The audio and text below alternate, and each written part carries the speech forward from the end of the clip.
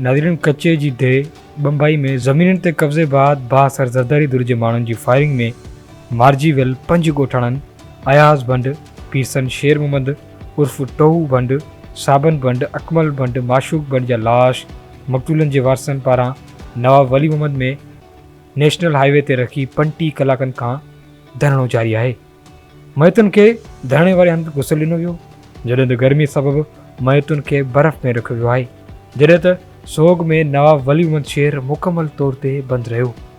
धरणे में SUP अॻवान सैयद ज़ैन शाह, GS सिंध महाज जो चेयरमैन रियाज़ अली चांडियो, STP जो मरकज़ी अॻवान गुलज़ार सुमरो, हैदर शाहाणी, निसार कीरियो, वॾेरी नाज़ो धारेजो ऐं सिंधी अवामी सथ जी सरवाण नाले वारो शाइर मेर डिबाई, कॉम्प्रेस अॻवान डॉक्टर नियाज़ कालाणी, PP शहीद भुट्टो जी फिरोज़ा लाशारी, यूथ एक्शन कमेटी जी चेयरपर्सन सिंधु नवाज़ गांगरो, धरती धणी तहरीक जे कादिर चांडियो, मक़तूलनि जे वारसनि हाजी भंड खमीसो ख़ान भंड जी अॻुवाणी में 35 कलाकनि खां धरणो जारी आहे।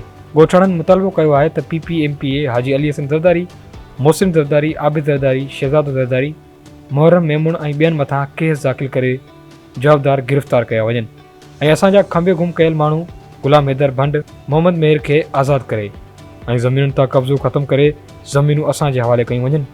ॿी सूरत में लाश न दफ़नाया वेंदा ऐं धरणो जारी रहंदो। SUP अॻवान सैयद ज़ैन शाह ख़िताब कंदे चयो त लाक़ानूनीअ जी इंतिहा आहे। 5 लाश रखी FIR दाख़िल करण लाइ वेठल आहियूं, पर पुलिस केस दाख़िल न करे साबित कयो त कब्ज़ो पुलिस जे ज़ोर ते कयो वियो आहे। ॻोठाणा 100 सालनि खां आबाद आहिनि, ताक़त जे ज़ोर ते कब्ज़ो क़बूल न कयो वेंदो। कॉम्प्रेस अॻवान डॉक्टर नियाज़ कालाणी ख़िताब कंदे चयो त तइ थियो हो त ज़मीनूं मुख़्तियारकार काज़ी अमन संभाले कंदो। पोइ ज़रदारी धुर ॾाढ मुर्सी करे ज़बरदस्ती फसल लुणण जी कोशिशि कई। हिन चयो त ज़मीनूं भंडनि जो आहिनि, ॻोठ पिण भंडनि जा आहिनि। तव्हां ॿिए पासे खां ज़ोरी अची करे ताक़त जे ज़ोर ते, हुकूमत जे ज़ोर ते कूड़ा काग़ज़ ठाराए हथियार खणी अची वेही था रहो ऐं 6 माण्हू मारे अवां सम्झो था त सभु कुझु फॿे वेंदो। GS सिंध महाज जे चेयरमैन रियाज़ चांडियो ख़िताब कंदे चयो त सॼे सिंध में ज़रदारी कब्ज़ो करे छॾियो आहे। हर रोज़ लाश सां रांदि केरी पई वञे। अञा हिननि खे केतिरियूं ज़मीनूं खपनि, सॼी सिंध खपाए खाई विया आहिनि। समझ में नथो अचे त सिंध में अञा केतिरो ज़ुल्म कंदा।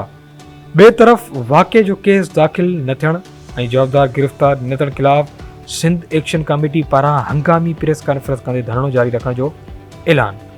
सुभाणे सॼी सिंध में एहतिजाजी मुज़ाहिरनि जो सॾु ॾिनो वियो आहे, जॾहिं त अंगारे जे ॾींहुं शटर बंदि हड़ताल कई वेंदी।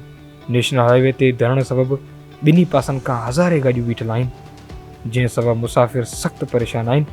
मुसाफ़िर मुख़्तलिफ़ होटलुनि ते राति जागी गुज़ारण ते मजबूर आहिनि।